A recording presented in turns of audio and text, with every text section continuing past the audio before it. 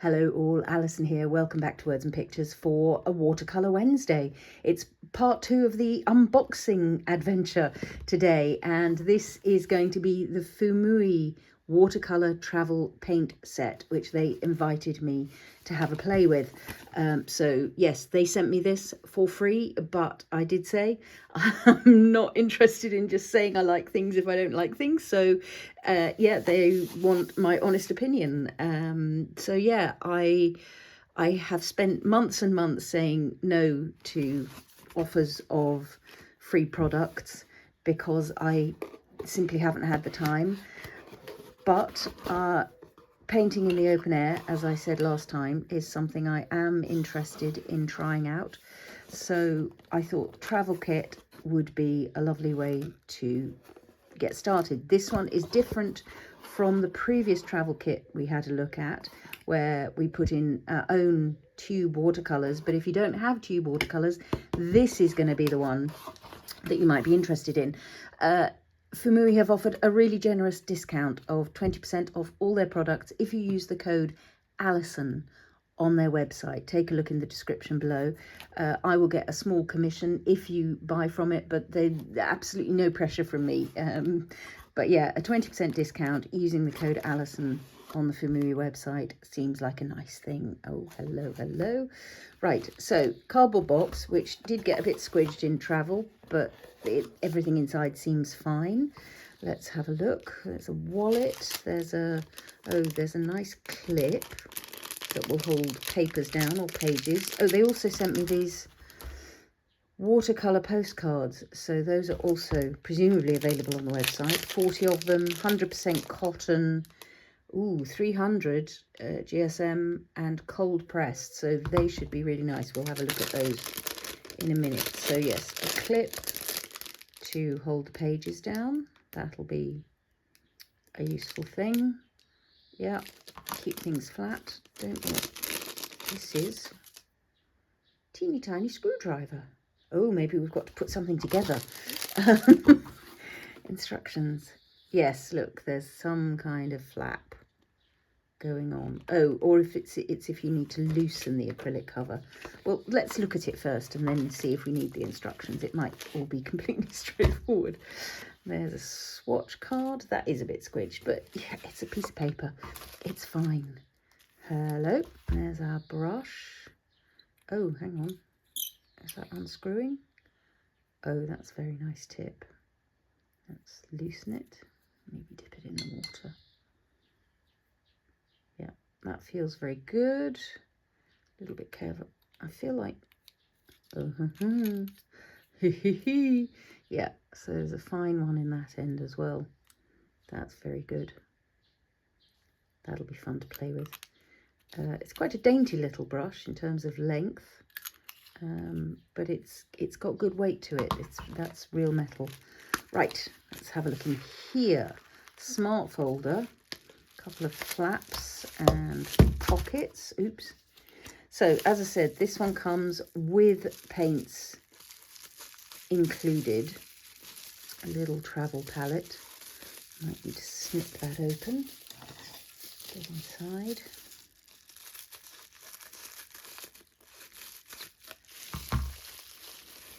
And I imagine they are Fuumui's own make of paint. They have paint sets on the website, as well as some amazing brushes, some really amazing brushes. That was how I first met Fuumuui as a company, was I'm just wondering how to get into my paints. Maybe you have to unscrew it. Oh, I might need to do some investigating.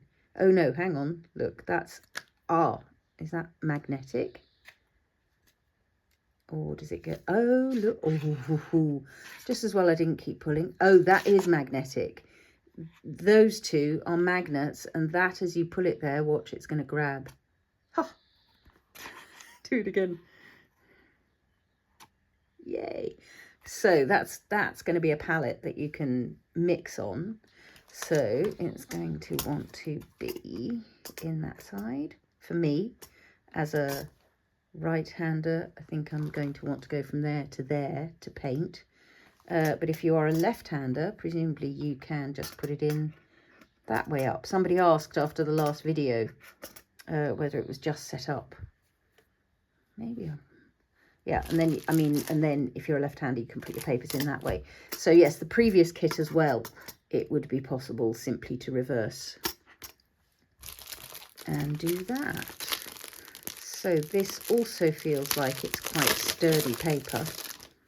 I would say that is also maybe not 300, but it's got nice texture to it, so maybe cold press. It may say in the instructions what we've got. So I will have a quick look at the instructions, see whether it gives me more information so I can be accurate, and then we'll do a little bit of swatching.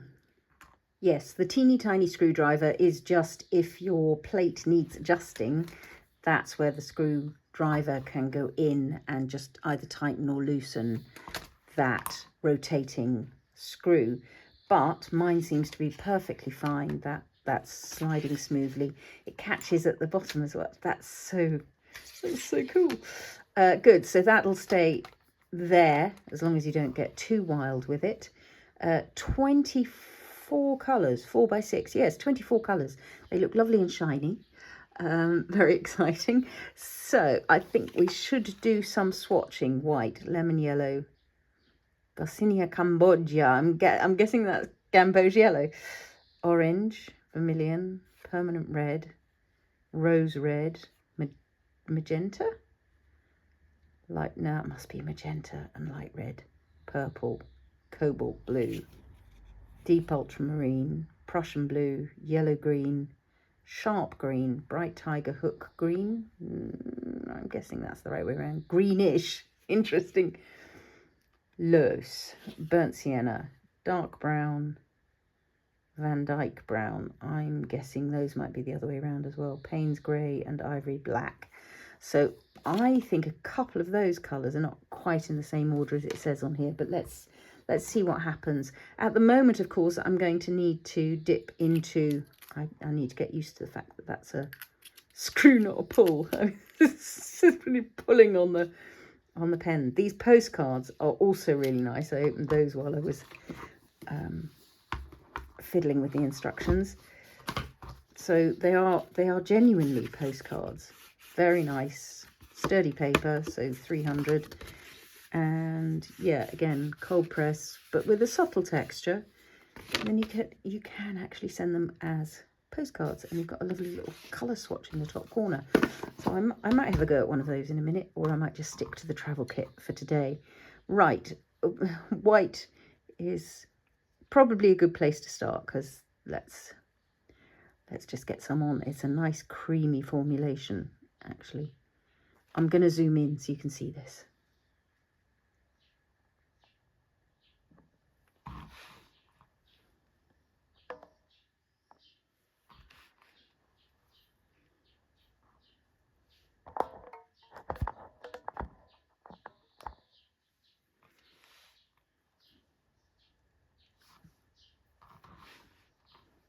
There we go. So obviously white is not going to show up the most of all on white paper, but you can see it does have an opacity. I've deliberately gone over that line there just to see what I can get in terms of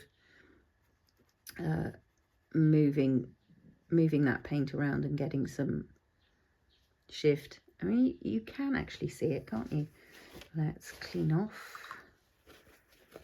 and try some lemon yellow. I should give these a spritz of water, shouldn't I? That would probably help matters along. I was distracted by the magnetic opening of the palette.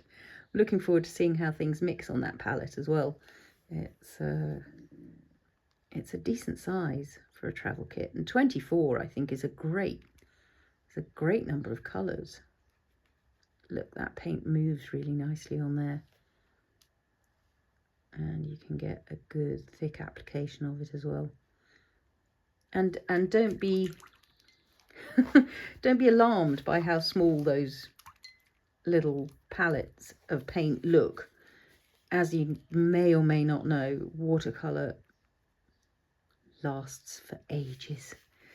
That tiny square of pigment is actually packed with pigment that will last forever. I'm being sort of loose with this because I want to see the paint move. That's a bit too much water though. And now it's gone into my lemon yellow. It's just going to be one of those days, isn't it? Let's get a bit more of that in that end. There we go. So that is a richer yellow. Don't know if this is just me. Have I not screwed up the other end properly? Oh, I see. That's why that's loose. Just clean that up a little bit around the edge. I'm not a pathologically neat swatcher, as you know. In fact, half the time I don't swatch in a box at all. I just like making little...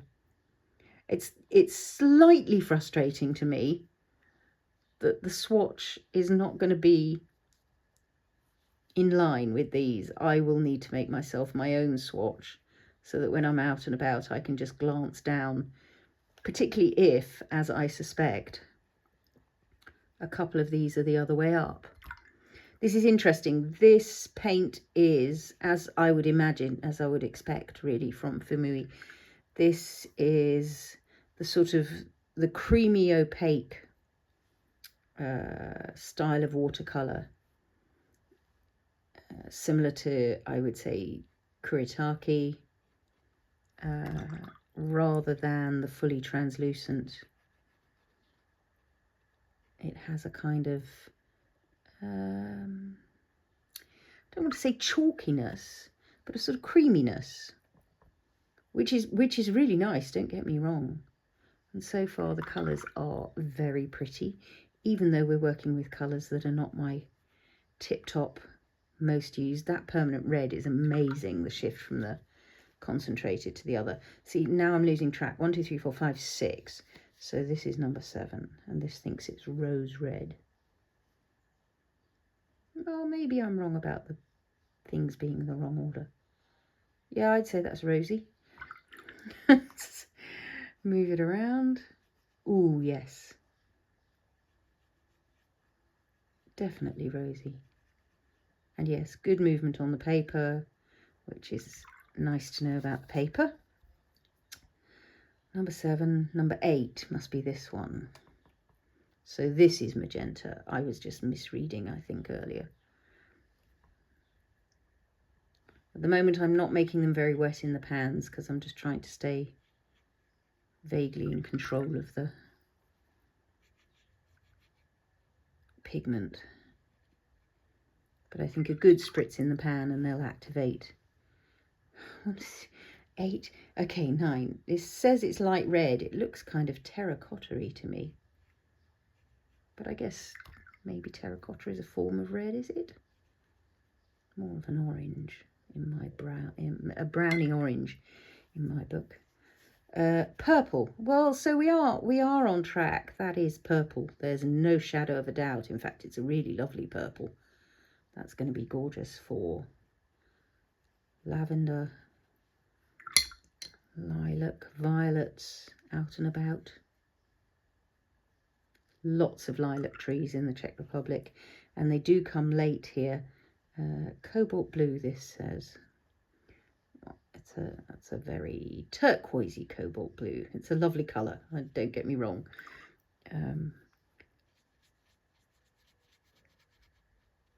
Oh, I see. Both of these say they're cobalt blue. So that is that.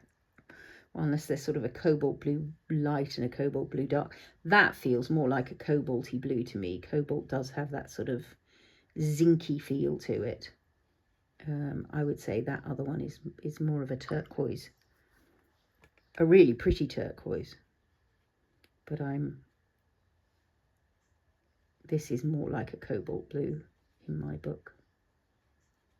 And a really nice one too. So that's our first 12 colours of the 24. That's going to be wonderful for skies. How soft it is. Good. Might let that dry just a touch, because now I need to turn it over and do the other side. Pick up a bit more of that turquoise and spread it out. Nice. Gonna let that dry and come back and finish off. Nice, fresh, clean colours here. I'm looking forward to seeing how they mix up. I think it would be interesting. Couple of backwashes, but also in that light red, what looks like, even though it's in a backwash, maybe some granulation going on, which is scrumptious. Good. Let's have a look at the other side. So deep ultramarine. So we must now be on these 12. I'm finding it a little weird that this is 4x6 and this is 3x4, but I'll live. So deep ultramarine, not so deep, I would say, but I expect I can get a stronger concentration if I really pay attention. Yeah, there we go. And then spread it out. That's another great sky colour, and also ultramarine is a really good mixer. Prussian blue, always a favourite of mine, a Prussian blue in any set, and yeah, this is no exception. Look at that. There's something about the, I don't know, the gutsiness of it as a blue.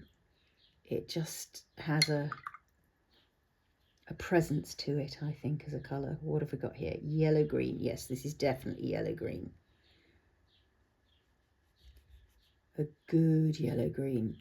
I like it. It's a bit gentler than the really acidy green gold of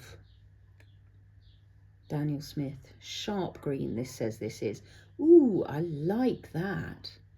That's got just a lovely leafiness to it. That's very pretty. Bright tiger hook green. Hook green, I would expect a yes. Nice. And look how nicely these greens are going to mix up with each other as well to create a variety of nice greens. And of course, good yellows and blues. We've got a warm yellow and a cool yellow. So that's going to give us a nice mix. That's grand. Greenish. I love that. I love that. So that was the light green, sharp green, bright. So greenish is this one. Yeah, that's greenish. It's true. It's a good name. Evidently a good name. Let's spread it out a bit. Yeah, it's sort of somewhere in the jadey, turquoisey, heading in that direction.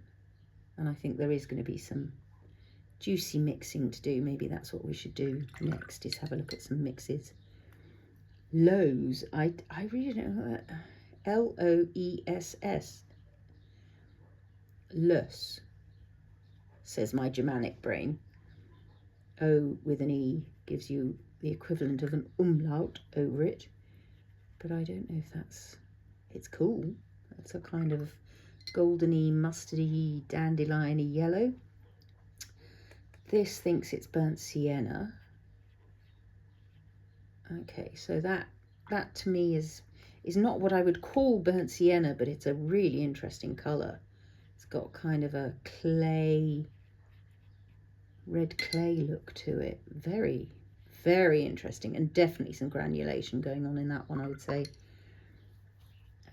This thinks it's dark brown, and that Van Dyke brown. So to me, Van Dyke brown is the darkest, coolest of browns, and in the pan it looks like that's closer to a Van Dyke brown. But sometimes it can be misleading, can't it? You look at something in a pan and think, oh, that's going to be this kind of colour, and then you use it. I love how that one softens. Let's have a look at this.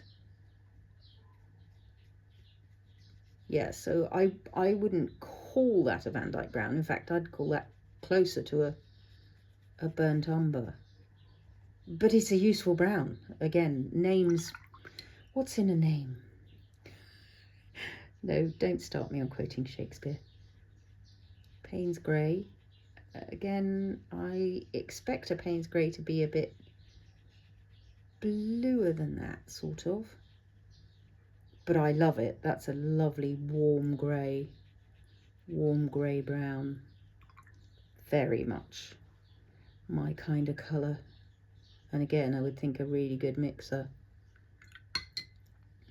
And then ivory black.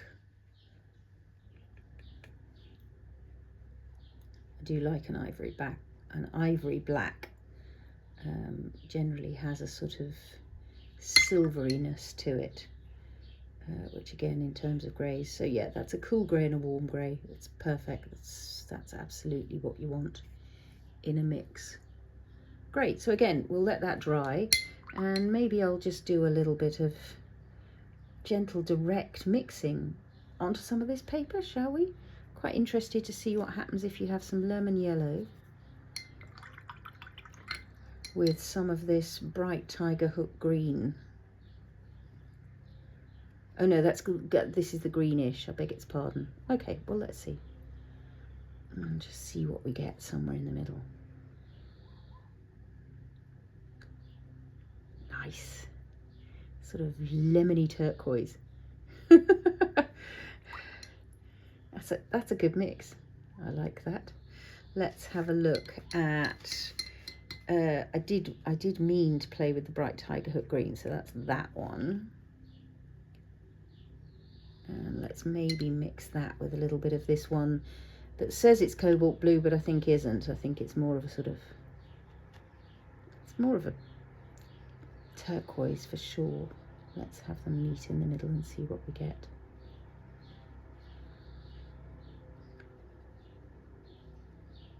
Yeah, again, nice turquoises. Just have a look at my little swatch. Ooh, let's have a look at magenta. 1, 2, 3, 4. That's number 8. Ooh, it's a good colour. With some cobalt blue, which was the second of those. That magenta is very highly pigmented, whereas the cobalt blue is kind of less so. And then I'm just gonna let them mix here. Yeah, all kinds of lovely purpley violets going on in the middle there. And then what I'll do in a minute is I'll try out mixing things on that palette. Let's try the magenta with this orange. Again, the magenta very highly pigmented, the orange not so much, which is great. You just need to know that, and then you can balance your mixes accordingly. You know that the magenta is likely to win in any combination. And then you can make sure you've got enough of it. Oh, look at the peachy colour that comes in the middle there. That's perfect for sunsets.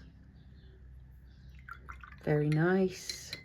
Let's have a look at maybe another of these greens. Oh, we're quite interested in how this sharp green mixes up with maybe the deep ultramarine. Let's try that. Coming back in that direction. And that should give us a lovely sort of forest green somewhere in the middle. There's mowing and things going on again outside. So let's see what it's like. Oh, what's great about this is I can just take that straight out to dry while we have a little go at the sort of the logistics of holding this in my hand and painting and mixing onto this palette. I'm just going to zoom out. So again, I'm not going to really know until I get out in the world how this all pans out when I'm out in the real world. So with this, I need somewhere to put my thumb. Maybe, yeah, something like that. And then let's see. And yeah, I think probably a water brush in the wild is going to need to be the thing, really. I'm going to try putting some of this Payne's Grey down here, just as a kind of starting point. Maybe mix in some of this loose. Oh, I'm supposed to be mixing up here, aren't I? See, I'm just as likely to let paints mix on the page. Oh, yeah, that works nicely, that as a mixing palette. That's quite fun to use. Gonna let that kind of move like so. I do want to knock some of this back, so let's see if this paper, what this paper will do in terms of lifting. Oh, nice. Yes, very good. But yeah, the logistics of being out and about with paints is something I'm still interested in how that's actually going to pan out. I'm thinking with that lovely turquoise that we've got, I might create sort of a distant sea scene. So somewhere in there, I'll let that dry just a little bit. Let's come down from the top with some water.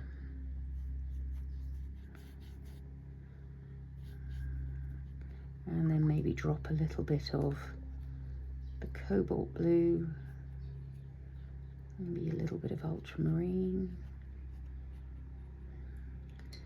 maybe a little bit of this, so we've got it as an echo. Just letting that move downwards. Yay far. And then I was sort of thinking that somewhere in the middle here, in between here, might be the sea.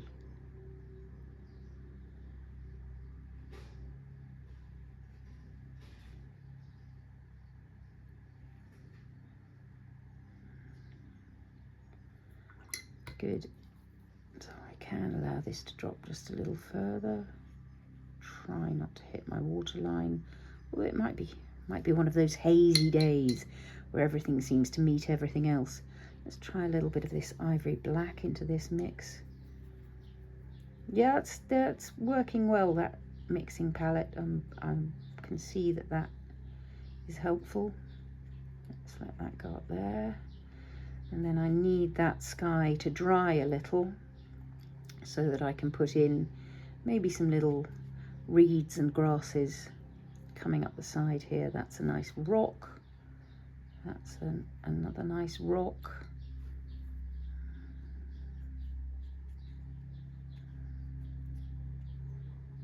I do like this thing they're calling Payne's Grey, which I wouldn't call Payne's Grey, but nonetheless, it's making me quite happy.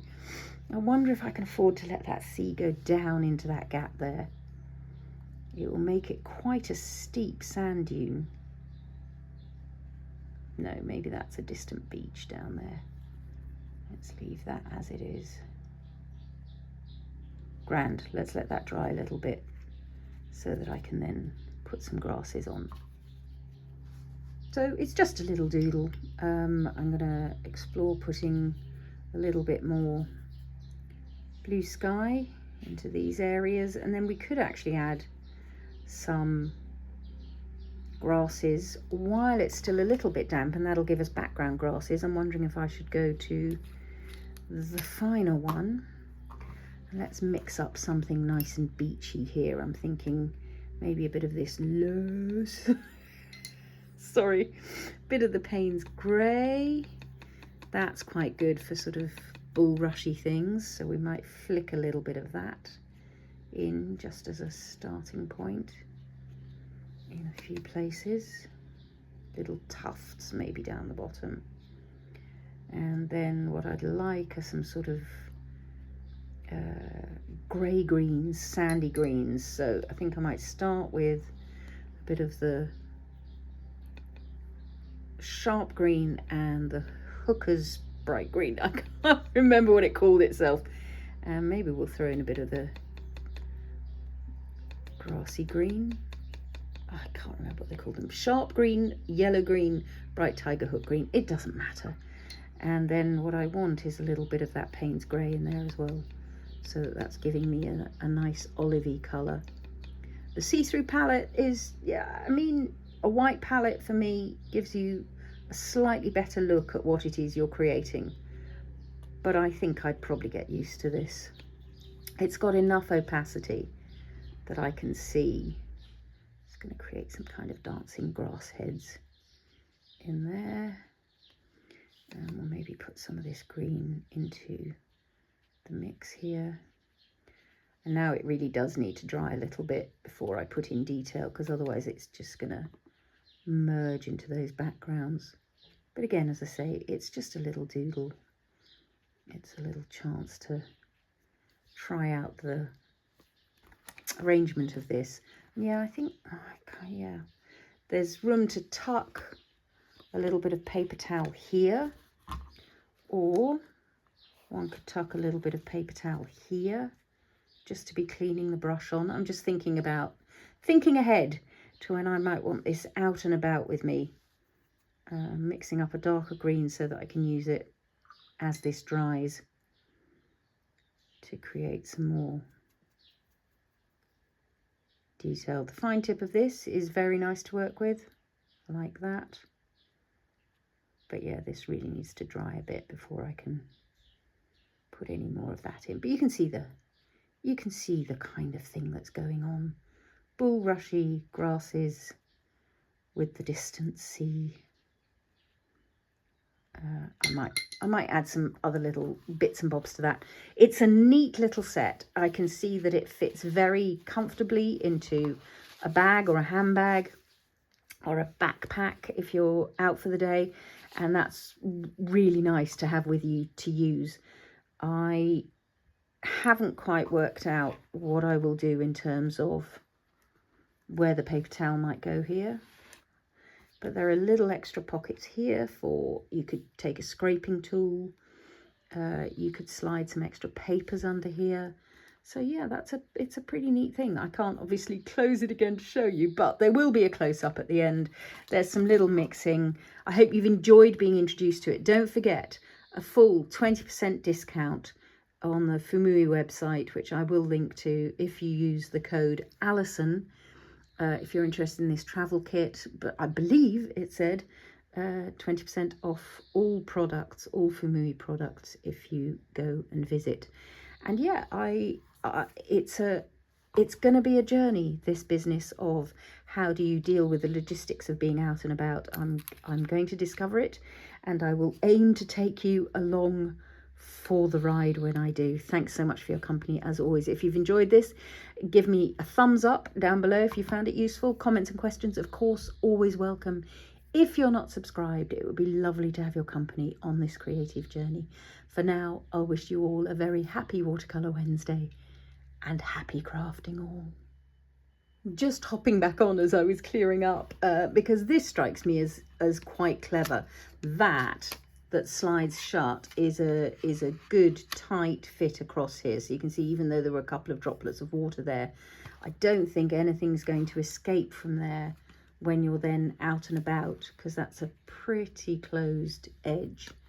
So yeah, just a little thought about that as a travel convenience, not necessarily having to wait for your paints to completely dry before you set off again. And yeah, you'll see in the close-up that I have done a little bit of extra detailing, including adding those little birds flying overhead. Thanks again for your company, and happy crafting all.